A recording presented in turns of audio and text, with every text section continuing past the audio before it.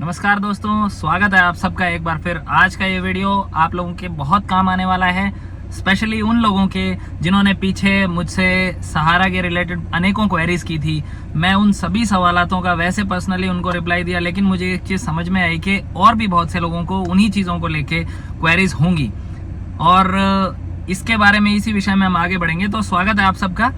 आशुतोष शर्मा, आपका perfect adviser, अपने channel पे आज आपकी सभी क्वेरीज रिजॉल्व करने के लिए आया है रिगार्डिंग सहारा के रिफंड पोर्टल के लिए। और लोगों के जो क्वेरीज थे कि माननीय सुप्रीम कोर्ट ने क्या आदेश दिए हैं, क्या इसके अंदर आगे कोई भी नोटिफिकेशन जारी हुए हैं तो वो बताएं, और ये पैसा कब तक मिलेगा, कितने समय में वापस मिलेगा, ब्याज मिलेगा कि नहीं मिलेगा, सबसे बड़ी चीज़ सहारा का ये पैसा है 10,000 मिल रहा है तो उसके बाद में दोबारा दूसरी इंस्टॉलमेंट कब आएगी। तो इन्हीं सभी विषयों पे आज हम चर्चा करेंगे। तो हम शुरुआत करते हैं। साइट को लेके भी बहुत से लोगों की क्वेरीज थी।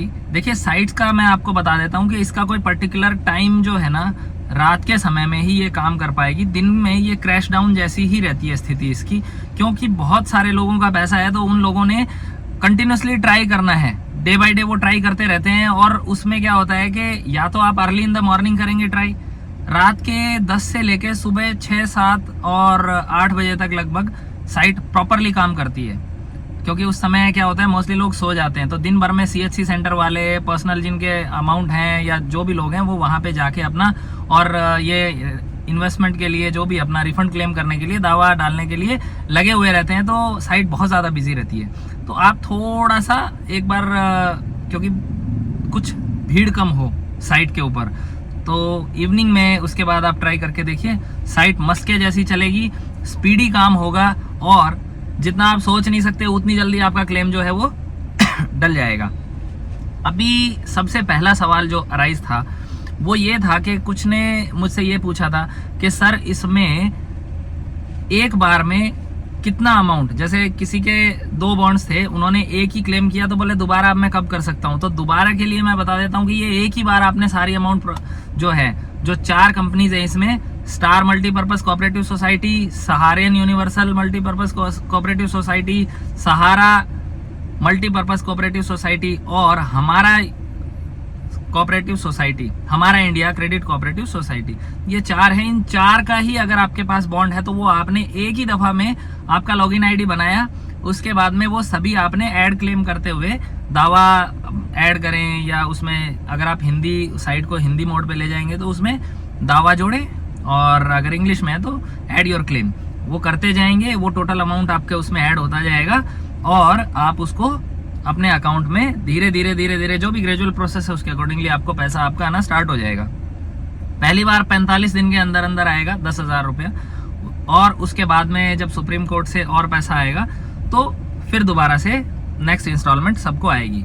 अच्छा, दूसरी चीज़ के एक बार आपने अगर ऐड कर दिया और दूसरा बॉन्ड अगर आपने छोड़ दिया तो वो अभी के लिए, फिलहाल के लिए तो ऐसा कोई ऑप्शन नहीं है कि आप दोबारा उसमें अपनी ऐड कर सकें कुछ भी। लेकिन हाँ, आगे भविष्य में कोई ऑप्शन हो सकेगा तो सरकार को, क्योंकि ऐसी बहुत से लोगों से त्रुटियां हो गई हैं कि भाई वो उन्होंने सभी एक साथ करने थे क्लेम, लेकिन वो कोई 1-2 ही कर पाए, एक आधा रह गया या किसी का गुम हो गया, तो वो बाद में अपना बॉन्ड सहारा से और दोबारा से बनवाने के बाद में और क्लेम का प्रोसेस अगर सरकार कुछ इसमें साइड में अमेंडमेंट्स करती है तो वो हो जाएगा। बट वो अभी भविष्य गर्भ में छिपी है बात। सेकेंडली फिर हम चलते हैं कि इंटरेस्ट कितना मिलेगा। इंटरेस्ट का तो जी ऐसा है, जो आगे से सहारा की तरफ से जो सुनने में आई थी बात वो यही थी कि इस पर इंटरेस्ट जिस दिन से आपने इन्वेस्ट किया था और जिस दिन सेबी ने ये पैसा कैप्चर करके, यानी कि सीज करके अपने पास अनयूटिलाइज्ड फंड में उसमें रख दिया था,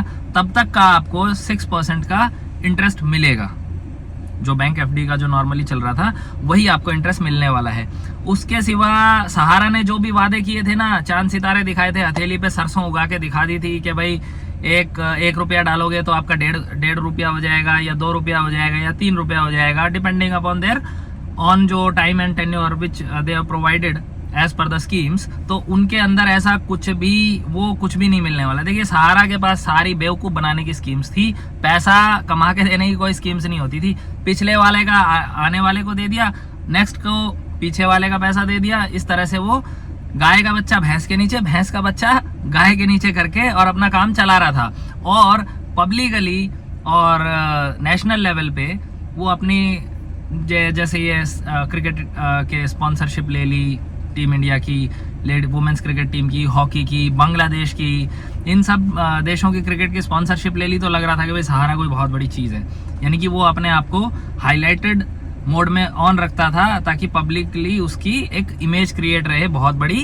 कंपनी है और कभी भी डूब नहीं सकती। दूसरा ये बॉलीवुड वगैरह और इनमें इनका प्रोडक्शन हाउस था सहारा वन मोशंस के नाम से।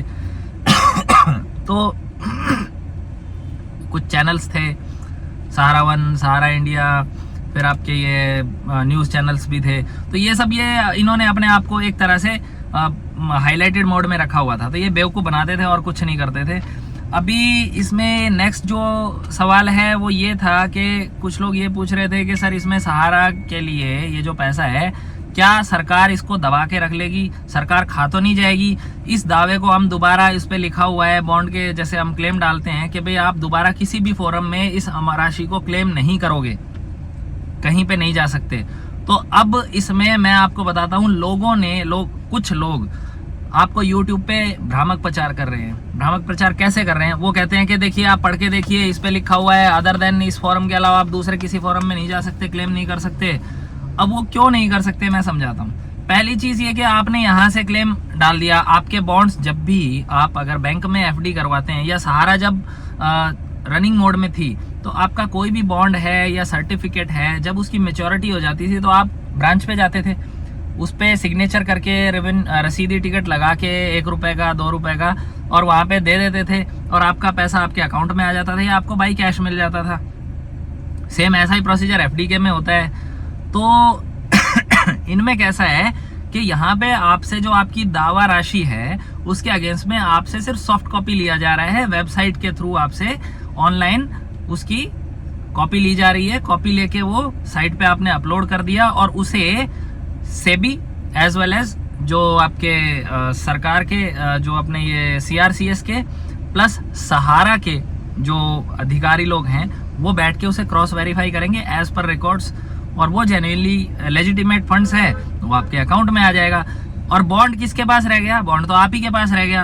अब बताने का मतलब क्या है कि एक बार आपने उसकी दावा राशि ले ली और फिर आप कह दोगे जी बॉन्ड तो मेरे पास ही है, मुझे मेरा पैसा नहीं मिला, तो वो कैसे चलेगा?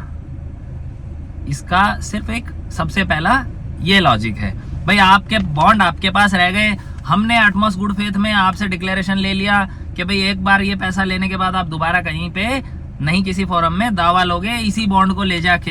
तो लोग क्या है, भ्रामक प्रचार करते हैं, उन्हें पता तो है नहीं क्या लीगलिटी और क्या रीजंस हैं, और वो ऐसे ही अपना ज्ञान पेलते जा रहे हैं। नेक्स्ट फिर आती है इसमें एक और सबसे बड़ी समस्या है जो लोगों के दिमाग में, जहन में चल रही है, सरकार पैसा खा जाएगी, सरकार पैसा खा जाएगी। अरे भले मानसो, सरकार पैसा नहीं खाएगी। नोटिफिकेशन है जो वो जारी हुआ है, सरकार तो सहारा जो है वो ये अड़ा हुआ था कि ये पैसा हमें दो, हम लोगों को बांटेंगे। सेबी कह रहा था कि अपने लेजिटिमेट जो आप अपने वो लेके आइए, जो भी जायज इन्वेस्टर्स हैं हमें दिखाएं ना उनका रिकॉर्ड्स, उनका रिकॉर्ड्स दिखाइए आप हमें। आपके पास तो कोई डॉक्यूमेंट्री एविडेंस ही नहीं है किसी का, आपने तो बस रिकॉर्ड में मैनुअल कर रखा है। आपकी ना कोर बैंकिंग सिस्टम टाइप, ना आपस में जुड़ी ही नहीं है ब्रांचेस, तो उसका रिकॉर्ड इनका मैनुअल जो पहले बैंकिंग सिस्टम में चलता था ना, बिफोर 2005 बैंकिंग के अंदर विदाउट कोर बैंकिंग सब चलता था, तो सेम वैसा का वैसा ही सिस्टम इनका तब तक चालू था। तो इसमें सरकार ने क्या किया, मध्यस्थता करते हुए कि भाई लोगों का पैसा फंसा हुआ है, बार बार सरकार के पास जा रही हैं, लोग सरकार के पास आ रहे हैं, तो हम एक काम करते हैं, इस पैसे को जो ये अनयूटिलाइज फंड पड़ा है, हम गवर्नमेंट की एक साइट बनाते हैं। और ऐसे ऐसे वेबसाइट बनाने का वो गठन किया गया, और उसमें जो भी लेजिटिमेट इन्वेस्टर होगा, जायज़ इन्वेस्टर है जिसके पास उसका पैसा ओरिजिनल जेन्युइन है, वो अपने बॉन्ड्स के साथ में क्लेम करेगा with Aadhaar card and all other जो भी रिक्वायर्ड डॉक्यूमेंट्स हैं उनके साथ में। तो हो गया ना, प्रूवन थिंग हो गई है, अपने आप में प्रूव हो गया, तो उनको उनका पैसा डायरेक्ट आधार में मिल जाएगा। आधार में गया तो वो DBT के तहत उनके अकाउंट में ऑटोमेटिकली पहुंच जाएगा। तो इससे बढ़िया एक सुगम रास्ता और क्या हो सकता था? तो देखिए मैं आपको सुप्रीम कोर्ट का आदेश दिखाता हूं। ये सुप्रीम कोर्ट का आदेश है, इसमें ये रिट पिटीशन थी। और ये पिटीशन में क्या दिया गया है मैं आपको बताता हूं कि ये पिटीशन जो है union of India ministry of corporation for appropriate directions to transfer the amount of 5,000 crores out of unutilized amount of 23,937 crores lying in Sahara SEBI refund account to be disbursed against the legitimate dues of depositors of Sahara Group Cooperative Societies। तो इसमें ये जो petition थी, जो 23,937 करोड़ रुपया जो सेबी के पास में पड़ा था सहारा का पैसा, उसमें से 5,000 करोड़ रुपया सुप्रीम कोर्ट जो है लेजिटिमेट, जो भी यानी कि सच्चे जेन्युइन इन्वेस्टर होने चाहिए। ऐसा नहीं है कि छगन भाई मगन भाई झूठ मूठ में दिखा रखे थे और सहारा का ही पैसा हो या किसी नेता मंत्री का पैसा रहा हो उस टाइम पे, तो उस चीज के ऊपर इसलिए सभी जेन्युइन इन्वेस्टर सामने आएंगे। एक प्रोसेस था जो मैंने आपको समझाया था अभी सब वेबसाइट के थ्रू, तो उसके तहत ये पैसा उनको डिसबर्स किया जाएगा उनके अकाउंट्स में। उसके बाद इसमें क्या है कि जो श्री तुषार मेहता जी जो थे सॉलिसिटर जनरल हैं, उन्होंने बताया कि टोटल अमाउंट है वो 24,979.67 करोड़ हैं, जो कि सेबी के सहारा सेबी रिफंड अकाउंट में है, जो कि deposited which has been deposited pursuant to the earlier direction issued by this court. वो कोर्ट ने माननीय सुप्रीम कोर्ट के आदेश के तहत ही उस अकाउंट में जमा किए गए थे। उन्होंने फिर ये भी बताया कि 15,569 करोड़ रुपए जो हैं वो सहारा रियल एस्टेट कॉर्पोरेशन के अकाउंट में भी पड़े हैं और सहारा हाउसिंग इन्वेस्टमेंट के अंदर है 2,253 करोड़, उनका भी नंबर लगने वाला है। धीमे धीमे शांति रखिएगा, क्योंकि बहुत से लोगों ने मुझसे सहारा जो इसका हाउसिंग का भी मुझसे पूछा था कि सर सहारा हाउसिंग के कब पैसे मिलेंगे, किसी ने रियल एस्टेट का भी पूछा था। तो ये सभी चीजें आपको मैं इसमें कॉन्क्रीट तौर पे समझा दूंगा।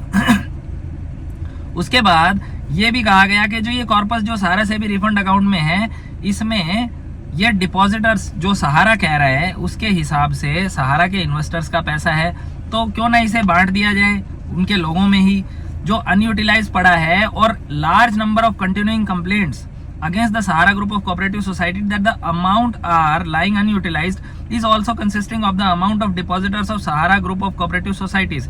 If 5,000 crores initially is transferred to the Central Registrar of Cooperative Societies and thereafter the same is disbursed against the legitimate dues of the depositors of the Sahara Group of Cooperative Societies, it will be just proper and equitable। कहने का मतलब क्या है कि यदि ये इसमें से एक बार सरसरी तौर पे शुरुआती 5,000 करोड़ एक बार यदि दे दिए जाएं सहारा के रिफंड अकाउंट में सेबी के, और जो central registrar of cooperative societies हैं यानी कि जो सहकारिता मंत्रालय है उसके थ्रू अगर उसके जेन्युइन डिपॉजिटर्स हैं, लेजिटिमेट सोर्स ऑफ फंड्स जो उनके पास था और उससे उन्होंने जेन्युइन इन्वेस्टर के पास में उनको उनका पैसा डिस्बर्स कर दिया जाए, तो कैसा अच्छा रहेगा। क्योंकि बहुत सी कंप्लेंट्स आई हुई हैं, एक लार्ज नंबर ऑफ कंप्लेंट्स, और सुप्रीम कोर्ट में भी मंत्रालय में भी, तो इसलिए बेटर ये है कि ये अमाउंट जो है वो बांटी जाए। He has stated that the bar that on the aforesaid amount there is no charge और attachment of any other agency. इसमें किसी तरह का कोई दूसरी एजेंसी का की रोल ना हो, कोई चार्ज ना ले बीच में, कोई कमीशन ना हो, कमीशन वाला सिस्टम ना हो। ठीक है, जैसे मार्केट में क्या होता है, कैम्स है आपके और दूसरे कार्वी हैं जो शेयर मार्केट और आपके बॉन्ड्स हैं या उनको सब ना जो प्रोसेस करवाते हैं म्यूचुअल फंड्स को, तो उनमें उनका कमीशन होता है। तो ऐसा कुछ भी सिस्टम ना हो। और ये after the series of meetings with the different authorities and departments which shall be in the larger interest of the depositors of the Sahara group of cooperative society, यानी कि सहारा ग्रुप ऑफ कोऑपरेटिव सोसाइटी के जो investor थे उनके हितों को ध्यान में रखते हुए बहुत सारी मीटिंग्स की गई और बीच का रास्ता निकाला गया। उन्होंने ये भी प्रे किया कि सूटेबल डायरेक्शन भी दी, कृपया करके आप कल को ये पैसा एक बार दे दिया जाए तो सरकार या फिर सहारा वाले या सहकारिता मंत्रालय वाले अपने आप में शेयर ना बन जाए, भाई हम ही मालिक हैं, अब हम देखेंगे, हमारा काम जाने, पैसा बटो चाहे नहीं बटो, यानी कि बंदर बांट वाला सिस्टम ना चले, जिसके बारे में लोग बहुत कह रहे थे कि सरकार ही खा जाएगा ये पैसा और किसी को मिलेगा कि नहीं मिलेगा उसको लेके उनको चिंता थी। अभी and this will be disbursed in the most transparent manner and the same shall be paid to the genuine depositors on proper identification and on submitting their proof of deposits। अब ये कह रहे हैं आगे कि ये जो पैसा दिया जाएगा कोऑपरेटिव सोसाइटीज के जो सेंट्रल रजिस्ट्रार जी के द्वारा, तो ये उनको जो जेन्युइन डिपॉजिटर्स हैं उनको प्रॉपरली उनका आइडेंटिफिकेशन करने के बाद और उनके प्रूफ ऑफ डिपॉजिट देखने के बाद में ही उनके अकाउंट में ट्रांसफर किया जाए। He has also requested that a suitable direction be issued that the amount shall be disbursed to the respective depositors under the supervision of the former judge of this court। और उन्होंने ये भी कहा कि एक ये भी दिशा निर्देश दिए जाएं कि ये जो पैसा उनके लोगों के अकाउंट में या उनको जिस भी प्रकार से डिस्बर्समेंट दिया जाएगा, उनकी निगरानी आपके ही माननीय सुप्रीम कोर्ट के द्वारा, जो कोई रिटायर्ड जज हों उनके द्वारा ही, उनकी निगरानी में ही ये सारा कार्यक्रम सेटअप करवाया जाए।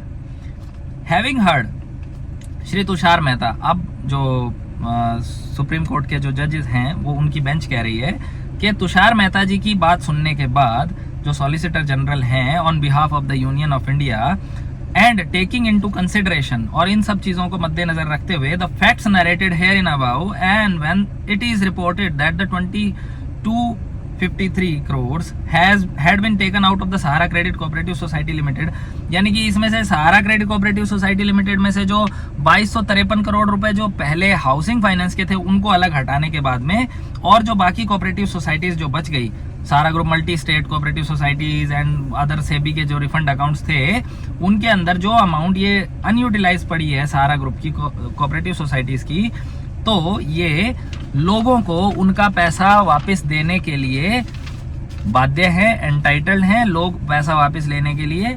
और उनकी जो एप्लीकेशंस हैं बहुत सारी आई जो थी सहकारिता मंत्रालय में भी, ये सारी रीजनेबल कंसिडरेशन के साथ में आई हैं, और ये लार्ज पब्लिक इंटरेस्ट को देखते हुए, एक लार्ज नंबर ऑफ पब्लिक का इंटरेस्ट है इसमें देखा जाए तो, भाई सभी के जनहित में एक तरह से ये मसला हो गया, कोई ये छोटा मोटा सर्कल नहीं था, पूरे पैन इंडिया के अंदर लोगों ने इन्वेस्ट किया हुआ था इसमें। और सहारा ग्रुप के ये जो पैसे हैं इनको अब बांटने का जो दिशा निर्देश है वो इस प्रकार से दिया जाता है कि out of the total amount of 24,979.67 crores lying in the Sahara SEBI refund account, जो 24,979.67 करोड़ रुपया जो खाते में सेबी रिफंड अकाउंट में पड़े हैं, उसमें से 5 करोड़ जो है शुरुआती तौर पे central registrar of cooperative societies को ट्रांसफर कर दिए जाएं, और वो ये अमाउंट को डिसबर्स करेंगे against the legitimate dues of the depositors of the Sahara group of cooperative society. जो जो उनके जायज और जेन्युइन इन्वेस्टर्स होंगे उनको, जो कोऑपरेटिव सोसाइटी के सहारा के ये 4 जो कंपनी मैंने आपको बताई थी शुरुआत में, उनको ये उनके अकाउंट में डिसबर्स किया जाए, और in the most transparent manner and on proper identification, एक बिल्कुल पारदर्शिता वाले तरीके से और आइडेंटिफाई करने के बाद, उनका प्रूफ ऑफ इन्वेस्टमेंट देखने के बाद ही उनको अकाउंट में ट्रांसफर किया जाए, और and the proof of their claims and to be deposited in their respective bank accounts directly. उनके प्रूफ ऑफ क्लेम देखने के बाद, उनके आईडीज, उनका डिपॉजिट का जो पूरा पच्चा चिट्ठा है हमारे पास, सर्टिफिकेट्स है, वो देखने के बाद उनके अकाउंट में डायरेक्टली पारदर्शिता के तरीके से ट्रांसफर कर दिए जाए। अब आगे ये कहते हैं कि the disbursement shall be supervised and monitored by justice R Subhash Reddy, former जज of this court, with the able assistance of Shri Gaurav Agrawal, learned advocate who is appointed as amicus curiae to assist Justice R. Subhash Reddy as well as the Central Registrar of Cooperative Societies in disbursing the amount to the genuine depositors of the Sahara Group of Cooperative Societies। यानी कि supreme court ने यह भी कहा है, माननीय supreme court ने, कि श्री जस्टिस जो आर सुभाष रेड्डी जी जो हैं, जो माननीय जज इसी सुप्रीम कोर्ट के, वो इसको सुपरवाइज करेंगे, मॉनिटर करेंगे और उनको असिस्ट करेंगे। श्री गौरव अग्रवाल जो एमिकस क्यूरी बनाया गया है उनको इसमें, और सेंट्रल कोऑपरेटिव रजिस्ट्रार, जो सेंट्रल रजिस्ट्रार कोऑपरेटिव सोसाइटी है, उनको भी असिस्ट करेंगे और डायरेक्शंस भी देंगे कि किस प्रकार से ये अमाउंट जो है उनके जेन्युइन डिपॉजिटर्स को पहुंचाया जाए। किसी प्रकार की कोई कमी हो, त्रुटि हो, तो उसको वो पूरा मैटर को कंसिडरेशन में लेते हुए दिशा निर्देश आगे के जारी और तय करते रहेंगे। और ये पैसा जो है, the manner and the modalities for making the payment is to be worked out by the central registrar of cooperative societies in consultation with justice R Subhash Reddy, former just of this court, and Shri Gaurav Agarwal, learned advocate. यानी कि अब ये जो पैसा है ये इस प्रकार से वर्कआउट करके पूरा देखा जाएगा कि कैसे ये कोऑपरेटिव सोसाइटी के जो सेंट्रल रजिस्ट्रार हैं उनसे कंसल्ट करते हुए लोगों को पैसा उनके अकाउंट में ट्रांसपेरेंसी के थ्रू पहुंचे। जस्टिस सुभाष रेड्डी, जो आर सुभाष रेड्डी जी जो हैं, वो पूरा का पूरा इसमें ख्याल रखेंगे और उनको असिस्ट करते रहेंगे जो एमिकस क्यूरे जो हमारे बनाए गए हैं, श्री गौरव अग्रवाल जी, लर्नड एडवोकेट। और फर्दर ये भी कहा गया है कि इनको सेंट्रल जो रजिस्ट्रार की तरफ से इनके ऑनोरियम के लिए, यानी कि जो माननीय जस्टिस श्री आर सुभाष रेड्डी जी जो हैं उनको प्रति माह 15 लाख रुपए दिए जाएंगे इस सारे मैटर को वर्कआउट करते हुए डिस्बर्स करवाने के लिए, और 5 लाख रुपए श्री गौरव अग्रवाल जी को दिए जाएंगे। ठीक है जी, उनको उनके ऑनोरियम के लिए। अब आगे नेक्स्ट निर्देश ये है कि we direct that the amount be paid to the respective genuine depositors of the Sahara group of cooperative societies. देखिए बार बार एक शब्द आ रहा है, कम से कम 10 बार आ चुका होगा, लेजिटिमेट डिपॉजिटर्स, जेन्युइन डिपॉजिटर्स। ठीक है, तो जो भी उनके रेस्पेक्टिव जेन्युइन डिपॉजिटर्स हैं उनको ये पैसा, सहारा वाले जो जेन्युइन डिपॉजिटर है उनको ये पैसा शुरुआत के जो 5,000 करोड़ रुपए हैं इनमें से इनिशियली बांटा जाएगा, but not later than the 9 months from today. यानी कि जिस दिन से ये ऑर्डर पास हुआ था, ये ऑर्डर पास हुआ था 29 मार्च 2023 को, और उस दिन से लेके और ये 9 महीने तक में, यानी कि आप लगा लीजिए 29 दिसंबर 2023 तक में ये सभी को पूरे 5,000 करोड़ रुपए उनके अकाउंट में वितरित कर दिए जाएंगे। देखिए शुरुआत में क्या है ना कि 9 महीने का समय कैसे लगने वाला है। सबसे पहले तो अभी जैसे मार्च में ये सिस्टम बैठा इनका, जो पूरा का पूरा इनिशियली क्या हुआ कि ये आदेश आए, माननीय सुप्रीम कोर्ट ने आदेश पारित किए। आदेश पारित करने के बाद में जस्टिस और इनको लगाया गया ड्यूटी पे। सेंट्रल रजिस्ट्रार ने पूरी एक टीम बनाई। इन्होंने टीम बनाने के बाद में इस प्रकार से एक वेबसाइट बनाई जो रिफंड पोर्टल है। वो पोर्टल बनाने के बाद में उसके ऊपर वर्कआउट करके और ये 18 जुलाई को जारी कर दिया गया। पोर्टल जो है पब्लिकली लॉन्च हो गया। लॉन्च होने के बाद में अब लोग धीमे धीमे किसी को अभी भी दिक्कत आ रही है अपना रजिस्ट्रेशन करने में, कराने में, करते करते यानी कि सितंबर, अक्टूबर, नवंबर तक हो जाएगा और 9 महीने तक में सभी डिपॉजिटर्स ऑलमोस्ट अपना लॉगिन भी आईडी जनरेट कर लेंगे और जिनका 10,000 तक का अमाउंट है वो पहली बार में फ्री भी हो जाएंगे। उसके बाद में किसी और का तो कुछ रहेगा नहीं, फिर रह जाएंगे बड़ी अमाउंट वाले। फिर जब ये 5,000 करोड़ रुपया लेके जब ये वापस सुप्रीम कोर्ट के पास जाएंगे बांटने के बाद में, तो 9 महीना कंप्लीट होते ही तो सुप्रीम कोर्ट फिर दोबारा से नेक्स्ट जो फंड्स का लॉट है वो उसी 24,979 करोड़ रुपए में से नेक्स्ट देगी। वो 5,000 भी दे सकती है या 10,000 करोड़ भी दे सकती है, वो उनके ऊपर है, या पूरा भी दे सकती है कि भाई हाँ अब आपने एक प्रॉपर सिस्टम सेटअप कर दिया है। According to that system now it's quite easy to disburse each and every investors their respective amount into their on accounts via Aadhaar और direct benefit transfer, so and so, जो भी जिस भी तरह से ये स्कीमा जो है अपन ने सेटअप किया था। So that would be beneficial for every investor. और आपसे मेरी यही गुजारिश है कि लोगों के भ्रामक प्रचारों में ना आए और ये पैसा जो है ये आपको आपके अकाउंट में डायरेक्टली आएगा 9 महीने के अंदर अंदर, यानी कि दिसंबर 29 के बाद में फिर दोबारा से सुप्रीम कोर्ट के पास में जाएगी सरकार, सेंट्रल कोऑपरेटिव सोसाइटी के रजिस्ट्रार, और फिर नेक्स्ट जो अमाउंट होगा फिर दोबारा से डिस्बर्स होगा। तो बेफिक्र रहिए, अपनी छाती तान के रहिए, आपका पैसा कहीं नहीं जाने वाला है। यदि कहीं पे कुछ भी ऐसा लगेगा तो आप डायरेक्टली मुझसे क्वेरी कर सकते हैं। मैंने आपको ये पूरी तरह से टोटली एक्सप्लेन कर दिया है और पहले की जो भी वीडियोस हैं उनमें मैंने आपको बार बार बताया कि सहारा के जो रिफंड पोर्टल से पैसा कैसे निकाला जाता है। फिर दोबारा से रिपीट कर रहा हूँ बड़े ही शॉर्टेस्ट फॉर्मेट में कि इट्स क्वाइट सिंपल। सबसे पहले आपने लॉगिन आईडी बनाना है। लॉगिन आईडी बनाने के बाद में आपका ओटीपी आएगा। ओटीपी के बाद में आप अपना लॉगिन कीजिए। लॉगिन करने के बाद में आपने अपने 12 डिजिट का आधार नंबर डालना है। फिर आपके पास फिर से ओटीपी आएगा। फिर आपको अपना दावा एडजस्ट करना होगा, क्लेम जो अमाउंट है, आपके बॉन्ड की कॉपी, बॉन्ड का सर्टिफिकेट नंबर, सबसे पहले आपको certificate number, receipt number, bond का आईडी, ये सारी डिटेल्स वगैरह उसमें 3 से 4 तो अकाउंट नंबर जो होते हैं वो डालने के बाद में आपको अपने बॉन्ड की कॉपी स्कैन करके 200 KB के अंदर और वो अपलोड करना है। आपको अपनी डेट ऑफ इन्वेस्टमेंट और क्रेडिट कोऑपरेटिव सोसाइटी कौन सी है वो भी सिलेक्ट करनी है, और अमाउंट ये आपने टोटल डाल देनी है। उसके बाद में यदि आपने और भी अदर कंपनी में इन्वेस्टमेंट किया हुआ है तो वहीं पे दावा जोड़ें या ऐड क्लेम पे जाएं और फिर से सेम प्रोसेस दोहराएं, और टोटल जब आपका हो जाए तो आप आगे बढ़ें। आगे बढ़ेंगे तो नेक्स्ट जो आएगा आपका ऑप्शन वो यही आएगा, आपके पास एक फॉर्म आएगा, उसमें आपके दावे की राशि अमाउंट लिखी हुई आएगी, वो आपने प्रिंट आउट ले लेना है। ऊपर एक फोटो चिपकाने की जगह होगी, वो फोटो अपनी खुद की लगा के सेल्फ अटेस्ट कीजिए और नीचे आपके सिग्नेचर और प्लेस कीजिए, जो प्लेस यानी कि जिस जगह पे आपने ये साइन किया है वो जगह का नाम, अपने शहर का नाम डाल दीजिए और वापस से उसको स्कैन करके अपलोड कर दीजिए। अपलोड करने के बाद में आपका जो एक्नॉलेजमेंट आईडी वो जनरेट हो जाएगा। एक्नॉलेजमेंट आईडी या तो आप लिख लीजिए या उसका फोटो ले लीजिए स्क्रीन से या प्रिंट आउट ले लीजिए और फिर वो अपने पास उसी के साथ में आप स्टेपल करके रख लीजिए, जो आपका क्लेम फॉर्म जो आपने अपलोड करके सबमिट किया था। और ये आपका पैसा सिंपली आपके अकाउंट में 45 वर्किंग डेज में 10,000 शुरुआत में आएगा, और फिर बाद में दोबारा आपको कभी भी अपना दावा फिर दोबारा से क्लेम करने की जरूरत नहीं है।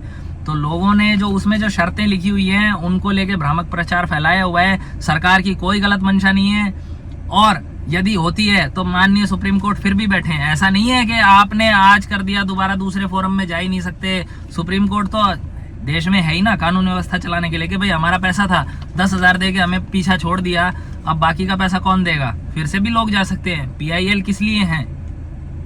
पब्लिक इंटरेस्ट जो लिटिगेशन जो होते हैं ये इसीलिए होते हैं कि लोगों का जनहित की याचिका, लोगों के हित को देखते हुए उनके साथ कोई अन्याय ना हो जाए, उनके हित में ही डाली जाती हैं। तो आप बेफिक्र रहें, जैसे ये निकलना शुरू हुआ है ऐसे आगे का पैसा भी मिलेगा। So don't worry, keep in touch with me. और वीडियो अच्छी लगे तो पक्का प्लीज़ प्लीज़ प्लीज़ इसको शेयर कीजिएगा, सब्सक्राइब कीजिएगा, लाइक कीजिएगा, कमेंट ज़रूर कीजिएगा। आपके सभी सवालों का जवाब देते हुए मुझे बहुत ही खुशी मिलती है। आपका दोस्त एडवोकेट आशुतोष शर्मा सदा आपकी सेवा में हाजिर। नमस्कार मित्र।